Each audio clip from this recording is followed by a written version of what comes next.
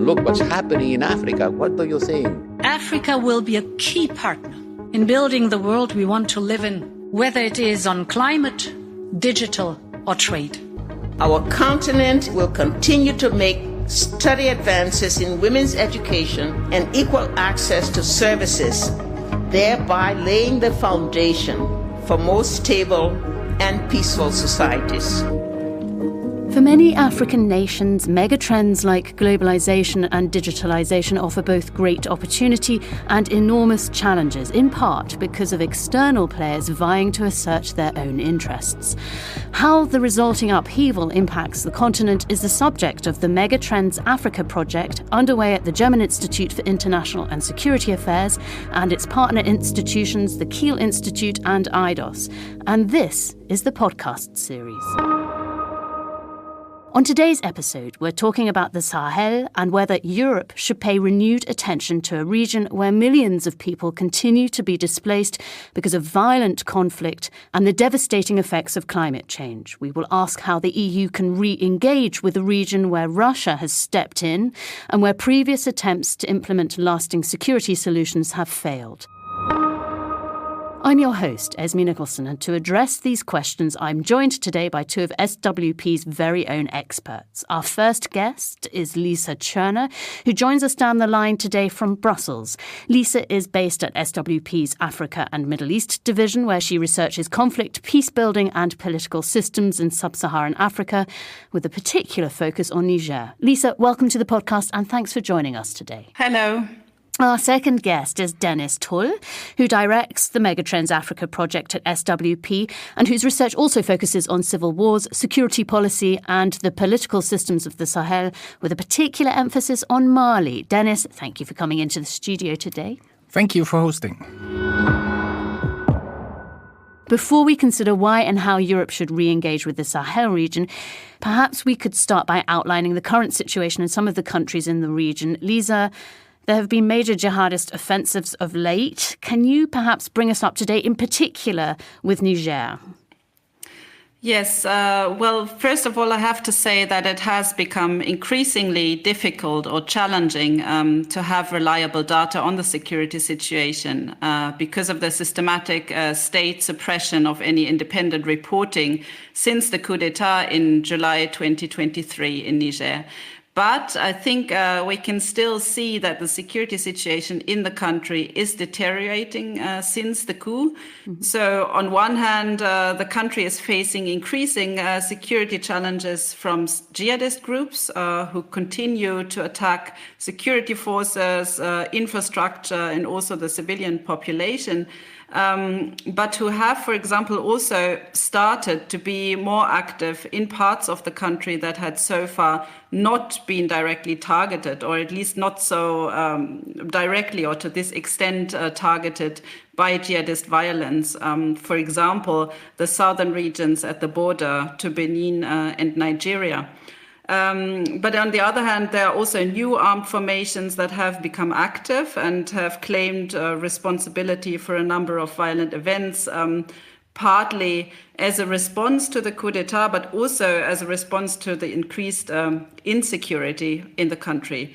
But I also want to emphasize that it's not only the security situation that is worrying, but there also is an economic and financial crisis that is in big parts also linked to developments since the coup d'etat, and that is also having a very negative impact on the living conditions of the population.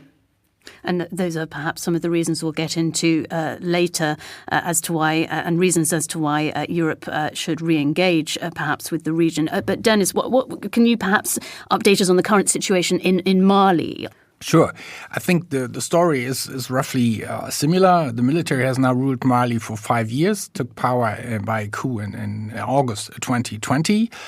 And I think it's unfortunately fair to say that the overall situation has not improved. The violent crisis that is now ongoing, has been ongoing for a decade now, has not effectively been addressed by the government, although this was, of course, the justification for the coup. And so many Malians in 2020 were really pinning a lot of hopes on the military to turn the situation around, but that has not really worked out so far.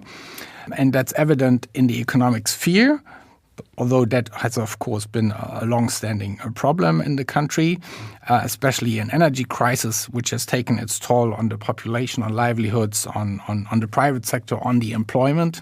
And then, of course, as similar to what Lisa said, but perhaps more advanced and dramatic, if I can say so, in the security situation, where the government's main challenger, an al-Qaeda-affiliated jihadist insurgency called JNIM, has scored some important successes over the last 6 to 12 months. And really, before, most people would say, this conflict cannot be ended by military means, and I think this assumption is no longer perhaps as certain as it seemed to be. And we are probably moving into some sort of decisive phase, because now the jihadists have really moved strongly into southern and western Mali. Also, what is novel, they have also moved into closer to cities and towns, and they have really put a stranglehold on these towns and cities in southern and western Mali to cut supplies for these places, including Bamako. And right now, really public life has come to a standstill. In Bamako, for example, and that is, of course, a show of force that is quite dramatic, and which has probably also the intention to suggest, to show to the public, to demoralize the public, but also to show to it that the government has no solutions and is to some extent overwhelmed. Well, the situation is obviously escalating, and before we talk about what and how Europe should and can re-engage, perhaps we can talk about how it's previously engaged with the region. And it was involved in quite extensive attempts to stabilise the region until a couple of years ago. Denis, can you remind us of that involvement and also the intentions behind it and also what brought the involvement to an end? Yes. So quickly, there was an insurgency in 2012. The French military intervened on demand of the Malian government. It saved the day. And in its wake, a lot of members of the international community flocked to Mali, a UN stabilization mission, various European Union missions to counter terrorism, to stabilize the country, etc., etc. And so the Europeans were a strong part in that, including in MINUSMA, the UN mission. Unfortunately, all of this proved rather ineffective, which created, of course, a lot of frustration in Mali, which provided the context for the coup. But there was also a growing frustration about this large-scale international presence, which proved to be ineffective, and a growing sense that Mali was to some extent under some form of trusteeship. And that was not picked up by a lot of international observers, and that also provided that. I mentioned that because after the military took power, they played to some extent that card to affirm national sovereignty, to position themselves against foreign interference, foreign presence, and they discovered that the more they embraced this discourse about nationalism, patriotism, and against the Western presence, the more popular they became. And that ended in a bitter divorce between the Malian government and its international partners, who then were basically either kicked out or basically uninvited. And so since then, we have a situation of paralysis and really a complete broken relationship between Mali and the government. And so those are some of the dynamics on the ground. But Lisa, to what extent did differing views within the EU maybe contribute to this fallout?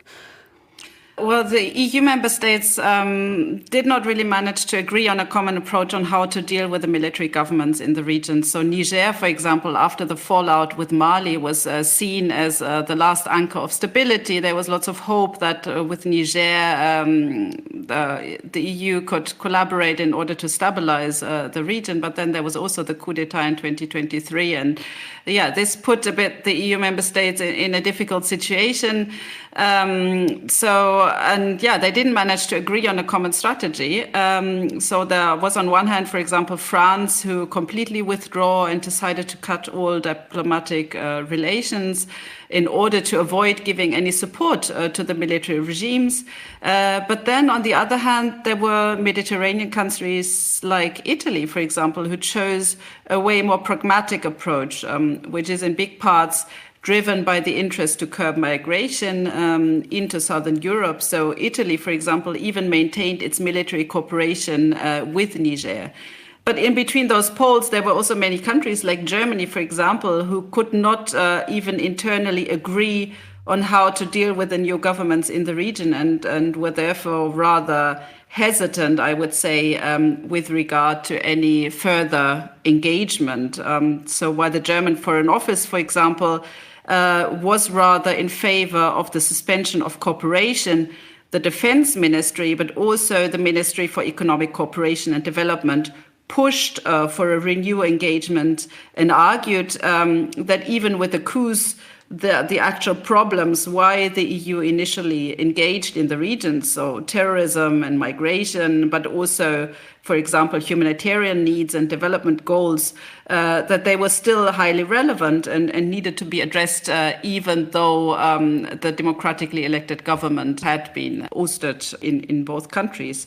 But then there was also this overall fear of loss of influence in the region, especially given the fact that the military governments started to increasingly deepen their relationship with Russia, that played a role, or that still plays a role in this narrative that pushes for a re-engagement in the region. Well, and I'd like to come on to Russia, but Denis, can you talk a little bit about also the European dynamics? I just want to add that the disagreement or the difficulty to come to a common position now also reflects the fact that in the past, as numerous the European countries were getting involved in the Sahel, as difficult, not as diverse, also their interests and motivations were to get involved. Not all had the same interests. Some were there to be good multilateral players. Some were there in solidarity with France. Others were concerned by more directly the impacts that may come from the Sahel on Europe. So there is a diversity of motivations, and I think that's probably quite normal, but this kind of diversity in the motivations of these countries to some extent persists. And of course, with the situation in Europe being quite different now, given the invasion of Ukraine, there are also other considerations and priorities. Well, Lisa, you just mentioned it. Russia has stepped in to fill the apparent void of Europe. And I'd like to actually start with Mali. And so, Denis, I believe the Wagner Group is involved in Mali. Can you tell us a little about this? Well, after the French army was kicked out, the Malian government basically made an appeal to Russia to be the new strategic partner. So the Wagner outfit was the response. They started arriving in late 22, and at some point had some 2,000 troops in the country, including for combat operations. And now this has taken over by Africa Corps, which is closer to the Russian Ministry of Defense. And Russia itself also provided more and more military hardware to the Malian army. So really Russia became a strategic partner, the strategic partner of Mali. Overall, I think my impression is that this partnership has not been as effective as they may have hoped, considering, for example, especially the security situation. Some even think that both sides are increasingly disillusioned, that neither side got what it had hoped for, namely an effective military partner, which is the point of view of the need of the Malian government, or perhaps ample remuneration in financial terms, mining concessions on the Russian side. And all of that leads me to believe that Russia's role in the Sahel received perhaps a disproportionate amount of attention in the European conversation. And also when you consider that no other Sahelian country has replicated the Mali model and has had a much more tacit and prudent kind of partnership with Russia, which is not to say that Russia does not play a problematic role, but I think there is some nuance to be had. Well, and Lisa, to what extent is Russia involved in Niger? I'm assuming that it's perhaps, as Denis says, a more nuanced situation there. Yes, definitely. So the Russian presence in Niger, I would say, is by far less important than in Mali. And this is, for example, something that is also very often overlooked in this discourse about Russia apparently filling a supposed vacuum or a void in the Sahel after the withdrawal of the West. So Niger has certainly also deepened its diplomatic relations with Russia since the coup. And there are also reportedly around 100 Russian military instructors that have arrived in the country in 2024, officially to train the Nigerian army on the use of an air defense system that Niger had acquired in the context of the threat of a military intervention by the regional organization ECOWAS after the coup d'etat. But we don't see any Russian military personnel, for example, being involved in active fighting on the battlefield, as it is the case in Mali, which is something that the Nigerian authorities also seem to be rather hesitant or reluctant about. So, yeah, this is, I think, on one hand, because, the authorities have adopted this neo-sovereignist approach in dealing with the security crisis and don't really want any external interference, at least according to their narrative, from which they also draw their legitimacy, like Denis had explained also for Mali, but also because the presence of Russian troops in the battlefield would potentially have a negative impact on some fragile local security arrangements, with people, for example, in Niger, monitoring very closely also the atrocities that Wagner or Africa are committing against certain groups in Mali. To come to our central question, why should the European Union attempt to re-engage in the region, especially at a time of many major crises from Ukraine to Gaza to Trump, as Denis mentioned? Is there political appetite within Europe to do so? And is there the consensus? Lisa? Well, I don't think that there is the consensus yet, but I think that Europe is getting there. And I think that there are very valid arguments as to why Europe should not support the military regimes in the Sahel, especially from a human rights perspective, as is the position, for example, of France. But I also think that neither the people in the Sahel nor in Europe have an interest to see the Sahelian states further collapse into chaos or taken over by jihadist groups. And this is something, as Denis had outlined, that is actually, at least in Mali, a not so unrealistic scenario anymore. And so I think that despite the fact that the military governments are, of course, highly problematic from a normative point of view, sticking to a confrontational position and completely abandoning any engagement in the region would not make things any better. But I think it would rather, on the contrary, shift the power balance further towards those who profit from the destabilization of the region and are actually actively working towards it. And I think that this is also something that policymakers in the EU are starting to see and to slowly agree upon, especially since the new EU Special Representative for the Sahel is also actively working towards this, so trying to bring the different poles closer together. So the EU is at the moment developing a renewed Sahel strategy that is supposed to come out towards the end of this year. And Denis, what about appetite within the region? Is European intervention even welcome? I would not say intervention, but some form of engagement by Europe is basically an essential question and also the big unknown to me, because given how the military juntas have behaved or how their discourse over the past 2-3 years, I think they have made very clear what they do not want. They do not want political interference, infringements on national sovereignty, paternalism, political demands, also exclusive partnerships with Europe, for example. But it is less evident what they actually want, and that's really the question. I think perhaps there is no demand side, but perhaps, and I think that's more likely, the explanation is that there is such a profound level of distrust in the relationship that it's hard to articulate something and to get into this kind of conversation, because really the acrimony that has characterized this relationship over the past 2-3 years can hardly be overstated. So I think it makes sense for Europe to invest in these efforts to find out. But it's absolutely indispensable that there is a demand, because if not, it's absolutely pointless for Europeans to engage. As Lisa said, there is a growing awareness that something needs to be done, and everybody is also aware that the Mali crisis did not stay in Mali. The Sahel crisis did not stay in the Sahel, but is progressively expanding in the region, affecting coastal states in West Africa. So it will not go away.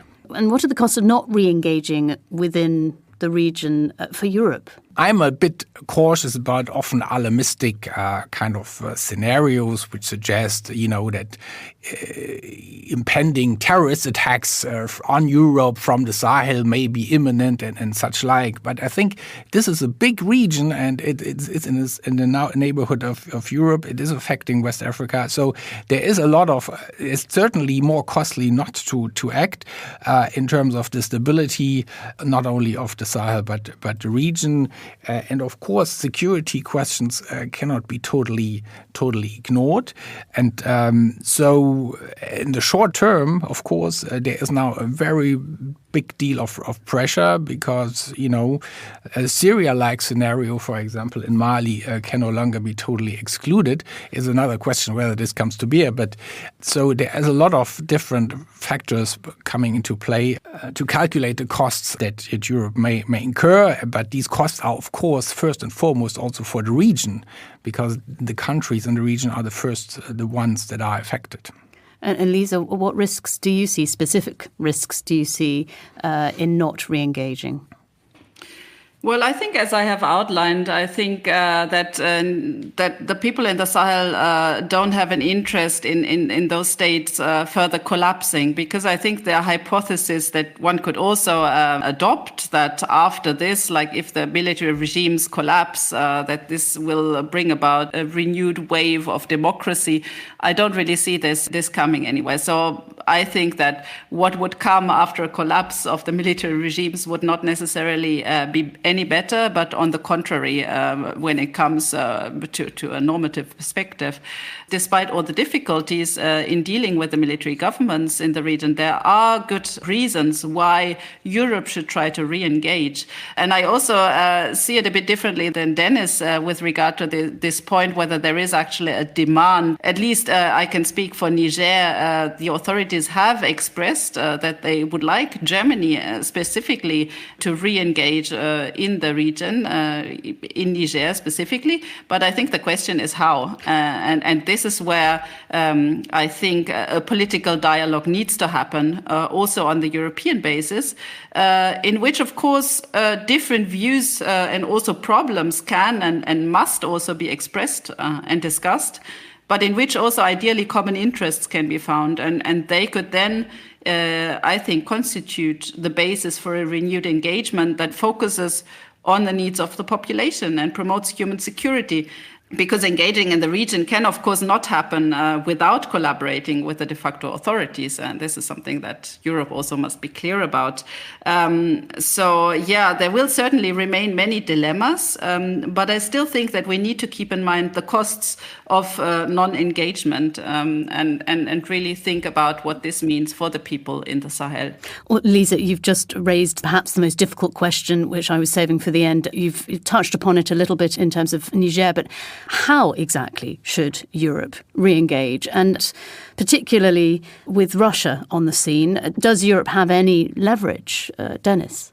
The role of Russia should not be overstated, and it should not be a driver of European engagement, because I think there are other priorities that are way more important, and also to basically go around and say we are here because Russia is here is certainly not making European partners more credible in the Sahel. So, frankly, It's difficult to have a straightforward answer because the situation is now so dynamic and there are so many possible scenarios and plausible scenarios. I think Europe needs to prepare and to also have that conversation, as Lisa said, what is politically feasible and what is also defendable, because that's really the crux of the matter. The sticking point is really military rule.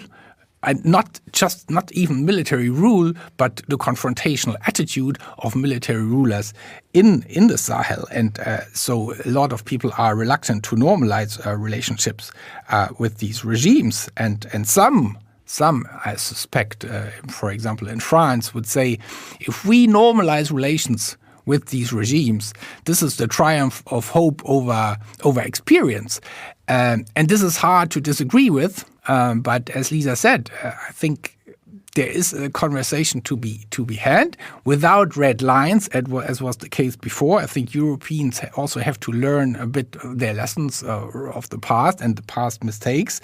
And I think that's certainly a major point to be more modest, also to be more modest in terms of what actually the leverage is. And I also agree that Europeans cannot on any scale have the ambition to help stabilizing the region by just saying, okay, in the meantime, we will just work with civil society and subnational actors. I think that's one way to go about it, but I don't think it certainly will help to have a stabilization effect on some scale. So engaging with authorities in these countries is necessary, and possibly also assisting the state and state institutions in some way. That should not be a taboo, because I agree with Lisa, their situation could still get much worse. And it's first and foremost for the Europeans to have that conversation. It's a difficult one to say we can agree on this or not. But just to stick into this situation of paralysis is certainly not defendable. And Lisa, talking about the how, is it possible to re-engage constructively? This needs to be the outcome of a political dialogue with the authorities, but also with other actors, with civil society, with the opposition. So I think it's very important what Denis said, that the situation is very dynamic. And so I think that Europe should think of different scenarios also and not take the situation as it is, as a given, because things are changing. And so I think Europe also recognizes that it will always be one actor amongst others. And this is just something that is the case, and that has also been the case before. This is also something that's often overlooked. So countries like China or Russia have also were active in the region, even at the heights of Western engagement. This causes dilemma, especially when it comes, for example, to the presence of Russian mercenaries in Mali that commit human rights violations, of course. But Europe will never be the only actor in the region. Well, there's clearly far more to discuss about this vast region, and I have no doubt that we will return to the studio for updates on some of the issues addressed today. But until then, I'd like to thank our guests, Lisa Tschörner and Denis Tull. You'll find links to their latest work in the podcast show notes, where you'll also find a link to the project Megatrends Afrika. And if you like what you hear, you can subscribe to us in all the usual places. You can also keep up to date with the latest analyses from SWP on Blue Sky and on LinkedIn. Today's episode was brought to you by our editor Maya Dana, by me, your host, and of course by our guests. So until next time, it's goodbye from our guests. Thank you. Goodbye. Thanks for having us. Bye. And also goodbye from me, and thank you for tuning in.